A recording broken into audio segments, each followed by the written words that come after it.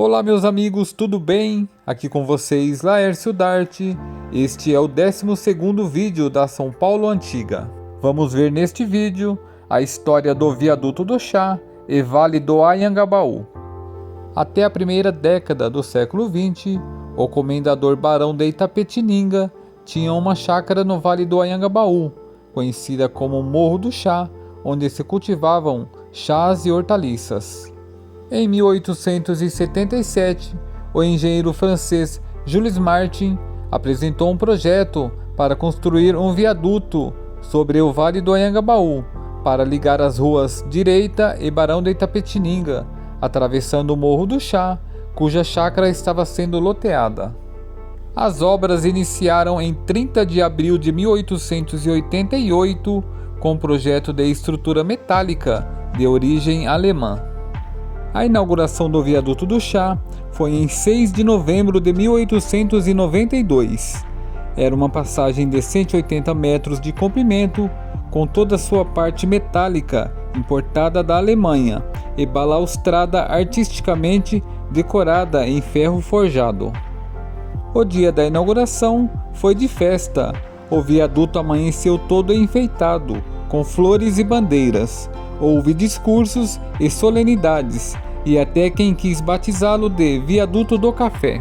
Arcos do triunfo serviam de passagem aos desfiles oficiais e aos populares, que com misto de curiosidade e terror, caminhavam pela primeira vez a semelhante altura. A passarela integrou-se rapidamente ao cotidiano da vida paulistana. Em cada extremo existiam 2 guaritas com guardas. As pessoas deviam pagar 3 vinténs de pedágio e passar por uma catraca. Quem não tinha como pagar, atravessava pelo mato. Para os pedestres que desejavam ficar um pouco sobre o viaduto e admirar o panorama bucólico de chácaras e pomares, havia bancos para descanso. No centro do viaduto havia um portão que era fechado à noite. As carruagens também pagavam pedágio. O imponente Viaduto do Chá, símbolo da modernidade de São Paulo desde 1892, era um local de chácaras e sítios. O Morro do Chá, que com o passar do tempo foi se urbanizando por vielas e ruas como Rua Formosa, Barão de Itapetininga, 7 de Abril e Xavier de Toledo, transformou-se em um novo bairro com o título de Cidade Nova, enfrentando do outro lado do Anhangabaú o velho núcleo da população de São Paulo, a Cidade Velha, onde o famoso triângulo de ruas estreitas e irregulares, largos acanhados e ladeiras pronunciadas, ficara confinado e permanentemente congestionado pelo excesso de atividade comercial e urbana. Por isto, da necessidade da construção do Viaduto do Chá, unindo os 2 núcleos, estabelecendo uma ligação entre a Rua Direita e Barão de Itapetininga. Em 1896, a população protestou contra o pagamento de pedágio no Viaduto do Chá. Um documento foi enviado à Câmara Municipal, que foi aceita em maio de 1896, 4 anos depois da inauguração do viaduto. A partir de 1900, chegaram os bondes elétricos na cidade de São Paulo. E para que eles circulassem sobre o Viaduto do Chá, foi preciso uma pequena reforma na estrutura, pois os bondes elétricos eram muito pesados comparando as carruagens e os bondes de tração animal. Os antigos frequentadores do primeiro Viaduto do Chá relatavam que quando o bonde passava, a ponte toda tremia. O Viaduto do Chá foi uma obra de extrema importância para o desenvolvimento de São Paulo naquela época, além de ser por muito tempo o cartão postal da cidade. Imagine como era atravessar o Viaduto do Chá antigamente. De um lado, o Teatro Municipal recém-inaugurado em 1911, do outro lado, a Praça Patriarca e seus lindos edifícios e palácios. No centro do viaduto, pessoas elegantes e aqueles lindos carrões, e claro, o Eterno Bonde, que foi administrado pela Light até 1946 e depois assumido pela CMTC. O bonde circulou pelo Viaduto do Chá e avenidas de São Paulo até 1968, quando foram aposentados pelo prefeito Faria Lima. Após 4 décadas de uso intensivo, o viaduto foi ficando antiquado em face do enorme incremento de veículos motorizados e da explosão demográfica. O então prefeito Fábio Prado decidiu criar um novo viaduto. O novo Viaduto do Chá, construído em concreto armado, com quase o dobro da largura do primeiro, modernizando a estrutura e ampliando a capacidade para o crescente tráfego de veículos do centro, substituindo o primeiro, inaugurado em 1892. A inauguração ocorreu no dia 18 de abril de 1938. Foi entregue à população de São Paulo o novo Viaduto do Chá. O antigo viaduto começou a ser demolido no dia seguinte da inauguração do novo. Quando começaram a desmontar o antigo viaduto, não houve solenidade. Apenas alguns paulistanos amantes do passado observavam os operários desmontando um pouco da história de São Paulo. O Viaduto do Chá continua sendo um dos cartões postais de São Paulo, conectando o Vale do Anhangabaú, a Rua Direita e Praça Ramos. E claro, para quem circula pelo viaduto, tem uma vista icônica do Vale do Anhangabaú e prédios históricos ao redor. Eu particularmente adoro o Viaduto do Chá. Sempre que posso, passo lá para fazer fotos e vídeos. Fico imaginando os ônibus da CMTC circulando pelo Viaduto do Chá nos anos 40 e anos 50. Os lindos ônibus vermelhos da CMTC e as pessoas penduradas nos estribos dos bondes. Pedestres elegantes nas laterais do viaduto indo trabalhar. O Viaduto do Chá continua lá, porém pouco da história se preservou. Uma pena a cidade não ter preservado pelo menos uma linha de bonde para manter a história do bonde da cidade de São Paulo. Seria bacana uma linha turística de bonde, mesmo curtinha, circulando ali pelo Viaduto do Chá, Praça Ramos, Rua Direita, Praça da Sé. Para os amantes da história de São Paulo, seria sensacional. Lembrando que a Prefeitura de São Paulo está desativando parcialmente as linhas de trólebus. Trólebus esses que também fazem parte da história da cidade e rodam por São Paulo desde 1946. Aqui no canal já tem um vídeo completo sobre a história do trólebus de São Paulo. Em breve estarei levando um projeto ao prefeito de resgate do bonde de São Paulo. Este projeto é sobre uma linha turística do bonde de 2 km no centro antigo da cidade. Peço ajuda para que eu consiga entregar este projeto diretamente nas mãos do prefeito Ricardo Nunes. Quem puder me ajudar neste sentido, irei deixar meu contato no final do vídeo. Vamos ver agora imagens de várias épocas do Viaduto do Chá.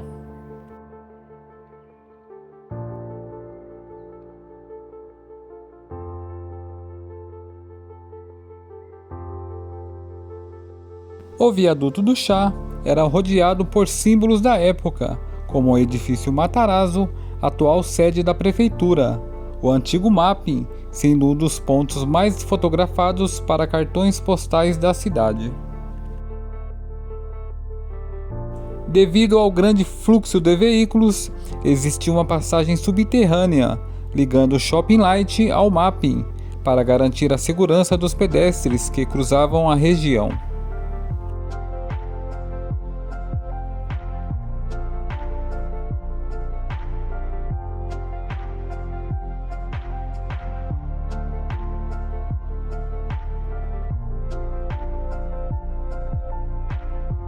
Veja agora imagens sensacionais da evolução do Vale do Anhangabaú, dos anos 20 até os anos 80. Mas antes, vamos entender o que levou o local a ter o nome Anhangabaú.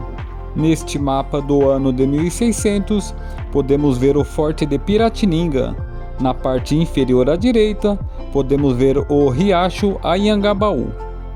Todo o Vale do Anhangabaú pertencia ao Barão de Itapetininga e era conhecido como Chácara do Chá, às margens do Ribeirão Anhangabaú. Aos fundos da imagem, podemos ver o recém-inaugurado Viaduto do Chá, 1892. Entre os anos 20 e anos 50, o Vale do Anhangabaú era um verdadeiro estacionamento de veículos.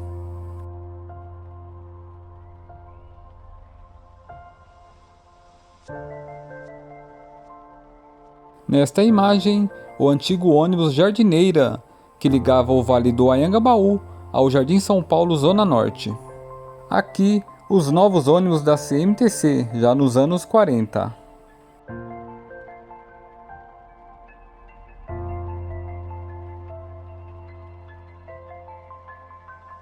Veja agora o Vale do Anhangabaú nos anos 50.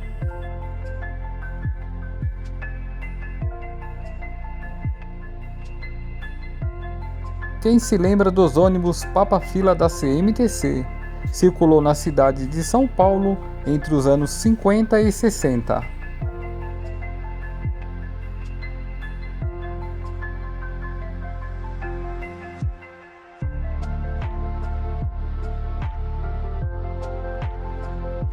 Na década de 50, o Vale do Anhangabaú apresentava uma paisagem urbana em consolidação, caracterizada por importantes edifícios e um tráfego intenso de veículos e pessoas, atuando como eixo central da cidade. Nessa época, o vale já era ladeado por edifícios neoclássicos e modernos. A área enfrentava desafios de infraestrutura, incluindo problemas com enchentes.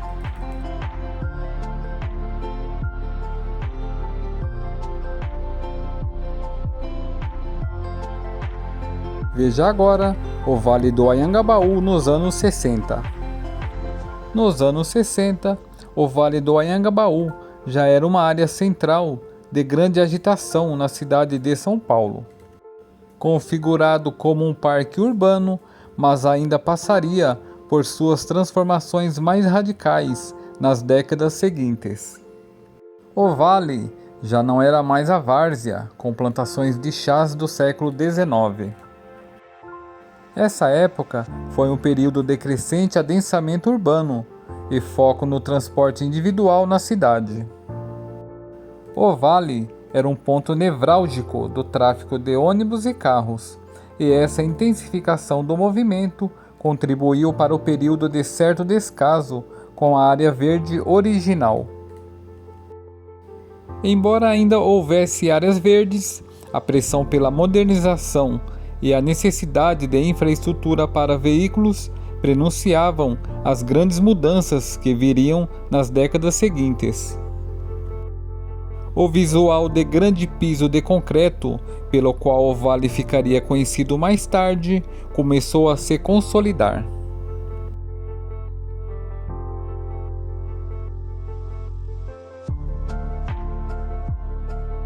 Veja agora o Vale do Anhangabaú nos anos 70.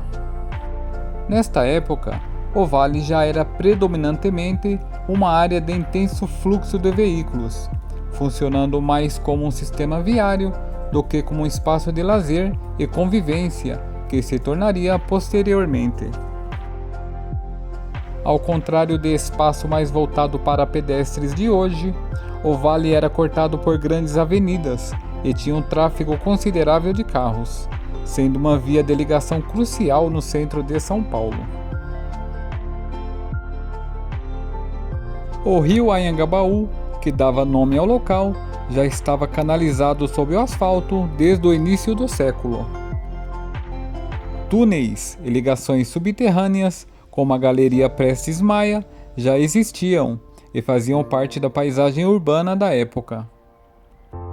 Embora fosse uma área central e importante, o vale passava por um período de certo descaso e degradação, o que mais tarde motivaria os projetos de revitalização na década seguinte.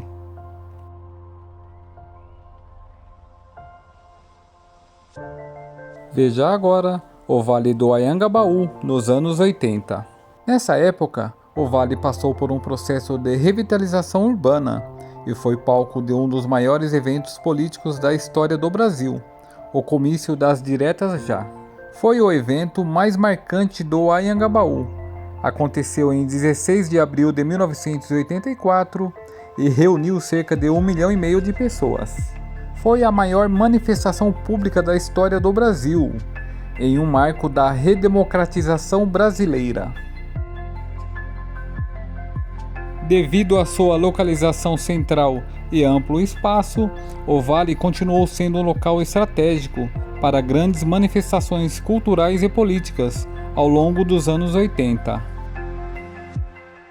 Quando eu era office boy nos anos 80, tive o privilégio de andar pelo Vale do Anhangabaú e Viaduto do Chá. Vi tudo isso de perto, conheci o mapping e também andei nos trólebus antigos da CMTC. E claro, fiz algumas viagens nos ônibus executivos da CMTC. A CMTC foi fundada em 1946 e privatizada em 1994. Companhia Municipal de Transportes Coletivos de São Paulo. Deixou muitas saudades.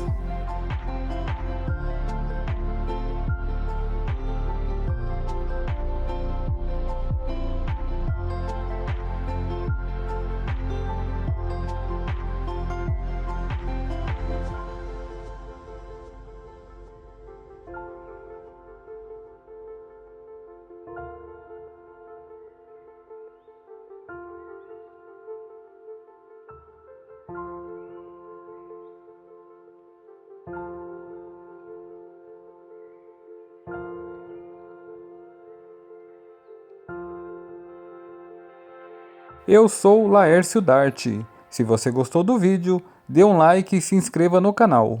Toda semana tem vídeo novo. Um grande abraço.